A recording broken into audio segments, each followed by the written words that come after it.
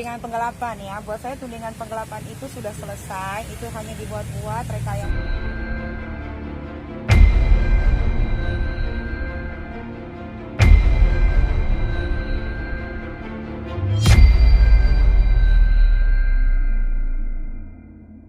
Tudingan penggelapan ya, buat saya tudingan penggelapan itu sudah selesai, itu hanya dibuat-buat rekayasa semata untuk menjadi suatu berita. Karena sekarang mereka itu berkelompokan untuk melawan saya sendirian. Jadi cerita tentang penggelapan itu kan sudah SP3 sama Polres Jakarta Selatan, jadi sudah selesai kan. Nah polisi kan tidak semerta-merta untuk mengeluarkan surat SP3 kalau memang buktinya tidak kuat. Itu pertama. Kedua soal si Wahyu, tadi udah dapat belum soal Wahyu? Belum. Soal Wahyu yang jadi saksi kemarin di preskon, Wahyu itu sudah saya laporkan kalau nggak salah 2 tahun lalu di Polsek Mampang atas tuduhan pencurian atau penggelapan sepeda motor saya. Memang motornya harganya tidak seberapa, motor-motor yang kayak kalian pakai itulah. Sama uang sebesar 5 juta yang belum dikembalikan sampai detik ini.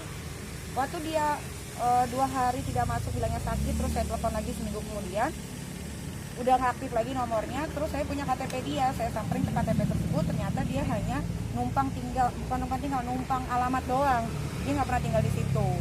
Tiba-tiba sekarang kemarin dia preskon sama lawyer yang kalian tahu sendiri lawyernya siapa ya, saya nggak usah sebutin, nanti keenakan, kan saya artisnya. Gitu, jadi saya rasa netizen harusnya udah bisa lebih pintar ya dalam memilah-milih suatu gosip yang harus kalian cerna dengan baik atau tidak gitu. Aniki katanya disebut menghalang-halangi si Wahyu ini untuk bersaksi di. Bagaimana menghalang-halangi? Orang saya kirim kok surat lembarannya via WhatsApp. Saya makan surat sama Kak Fitri, Kak ini si Wahyu nggak mau datang. Gimana ya? Ya udah pasrah aja sama Allah gitu. Gak pernah dia yang malah tidak mau datang kok.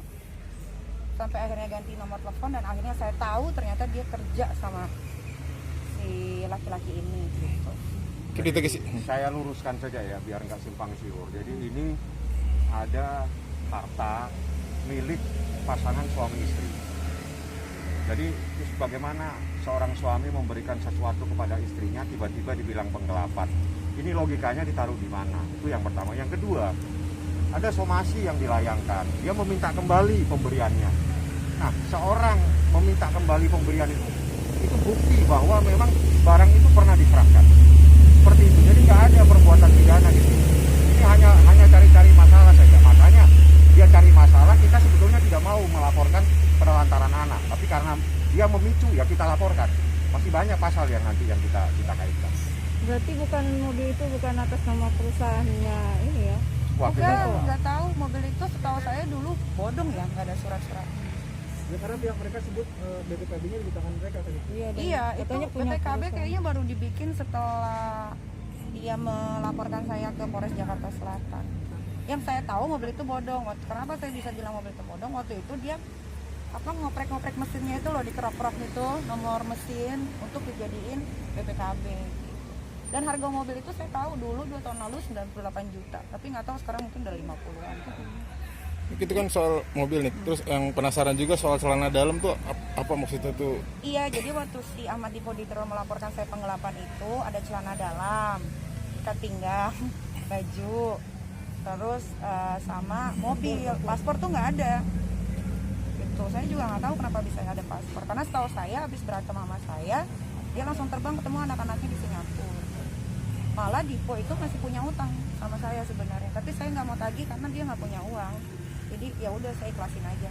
Tiba-tiba kemarin 2 hari yang lalu mencuat lagi berita penggelapan, ya saya jadinya mau nggak mau ya harus ngelaporin dia juga biar berimbang.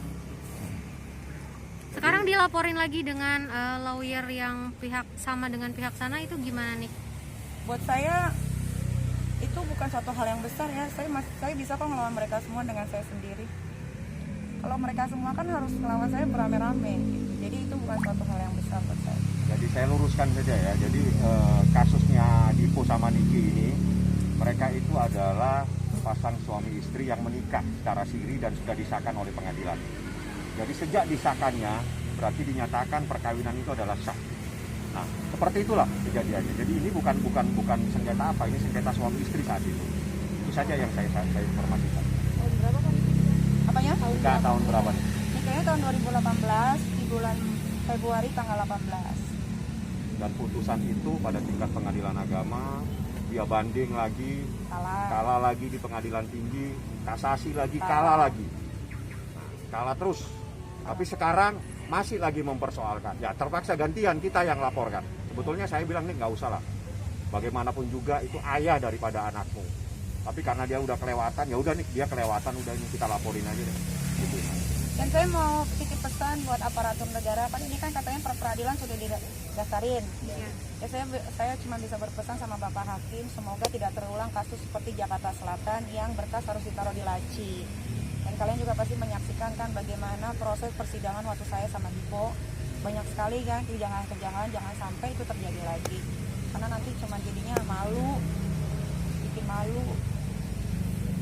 Nih kalau menurut lo sendiri kenapa Dipo itu pihak sana itu segitu ini gencarnya gitu? Mungkin karena lihat karena mereka lihat gue di sosial media tambah caem, tambah montok, tambah sukses, bisa merawat anak dengan baik. Jadi kalau misalkan ada yang sirik tapi dia melakukan dengan cara yang berbeda, wajar, namanya manusiawi. Ada lagi teman-teman?